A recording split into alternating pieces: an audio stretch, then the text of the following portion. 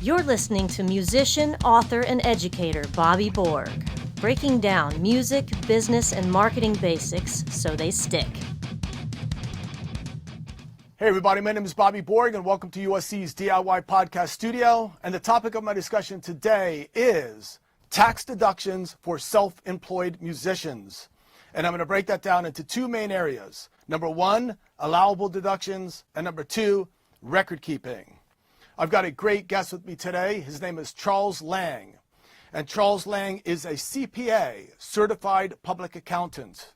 He is also an employee of Klemick, Stern, Schenkelberg, and Getzoff, and a music lover too.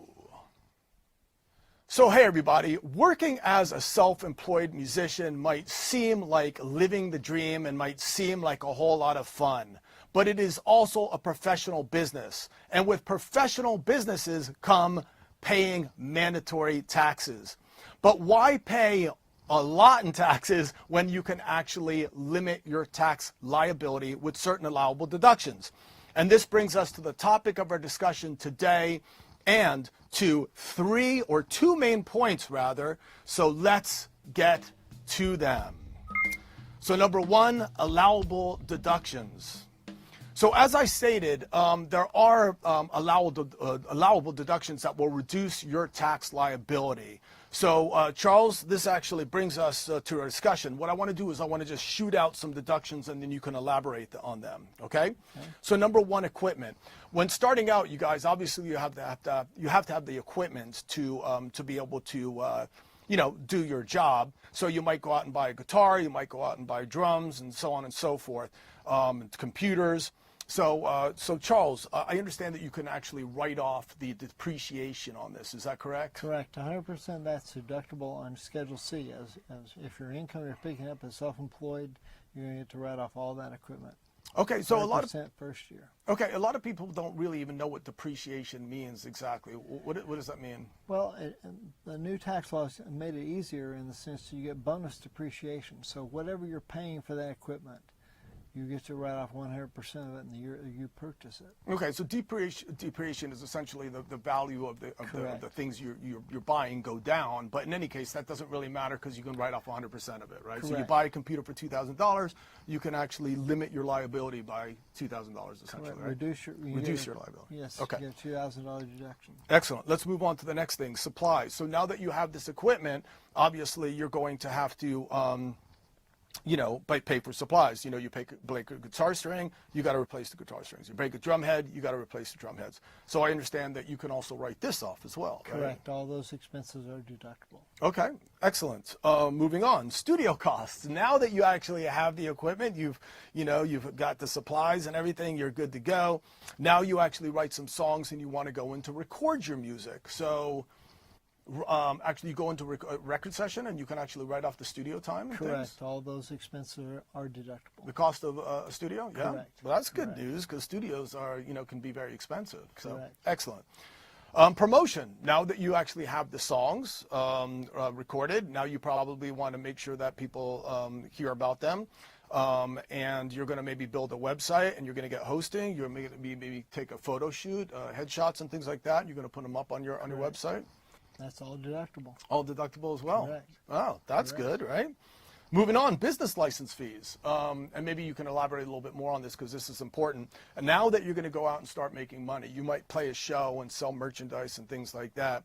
You need to get a business license first and foremost, and you can tell us a little bit more about that. But also I understand that you can write off the cost of that business license. Is that correct? Correct. Okay. Tell us a little bit about the business license. If you're in the city of LA, for example, you need to file that business license within 2 months after the end of the year, and that way the first $100,000 is going to be not subject to tax. Okay. But you got to file within 2 months. If you don't, you're not going to get that exemption, and you're going to have to pay tax on the money. Okay. So you guys, this is important because I didn't know this. I was teaching drum lessons in my cellar, and apparently, according to the city tax person that I spoke with. He said, yeah, you're supposed to get a business license for doing that. Am I correct in understanding Correct. that? Yeah. Okay, so that's important, you guys. Let's move on now. So business miles. So now that you have gigs, you're going to be getting in your car and you're going to be going to the gig. So I understand that you can write off miles, right? Correct. Okay, any particular amount? I believe it's like 47 cents or something? I think the new rate for 19 is 58 cents a mile. 58 cents? Okay. I believe that's correct. See, we just keep on lowering that tax liability, you guys, and we're not done yet. Also, business travel. So if I travel, I get on a plane, you can write off the cost of the airplane. If I buy food, I can write off 50% of that. If I'm in a hotel, I can write that off, right? 100%. All of this? How about Yes. like Ubers, taxis? Yes. Any local transportation, you'll be able to deduct 100%. Excellent. And then, of course, professional fees. If I have to hire an attorney because I get a contract, Right. writable. 100%. If I hire deductible. you Yeah. to take care. Yeah. 100% Your deductible. minds are about to explode. You're like, can I just hire a guy like Charles? And the answer is yes. And guess what? You can write it off. That's exactly right. Excellent. Of course, we want to make sure that we have health insurance. In case we get injured, you can write that off, right? 50% of your self-employed health insurance is deductible. Anything else? I think you were mentioning to me something about like how you used to be able to write off certain entertainment expenses. Like if I took you out and we were talking business and I bought you lunch or drinks, you in the past you could write that off, right? Drinks, you could write off, not anymore. With the new tax law, anything that's considered entertainment, you cannot deduct. The meals, same thing. The 50% you still deduct for the meals. Okay. All right. Excellent. So let's go ahead and move on now to question number 2, which is record keeping. Okay. So now with all of these expenses that we just talked about, you guys, that can lower your tax liability, one of the things that you're going to have to do is prove these expenses. So what I used to do, or still do, was I get a credit card and all of my business expenses go on that credit card so that I have a list of them just in case I miss any. And then I also take the receipts from those situations. I write important information on there. I go ahead and throw it in a box, and every month I kind of sort them out and put it on an Excel spreadsheet. Does that work, or is there even better ways? Well, I would do something as simple as using Quicken.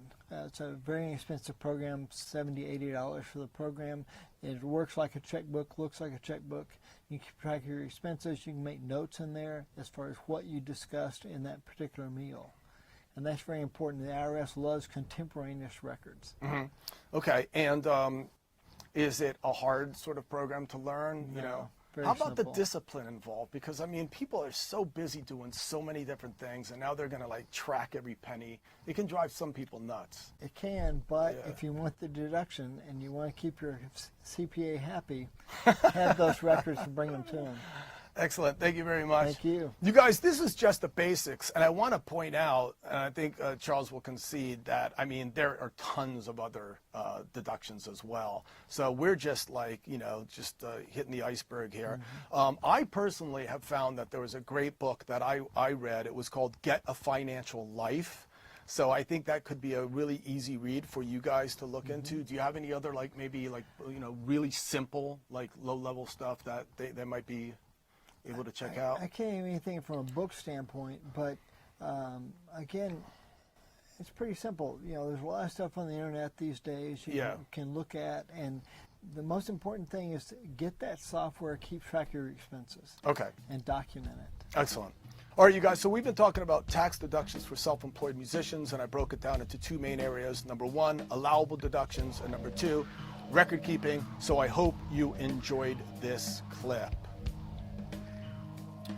So hey everybody, my name is Bobby Borg, and we're just trying to break down music business and marketing basics so that they stick. Please be sure to check out other clips, and please be sure to share, comment, like, subscribe, etc. Also be sure to check out the new revisions of my books, Business Basics for Musicians and Music Marketing for the DIY Musician, now in their 2nd revisions.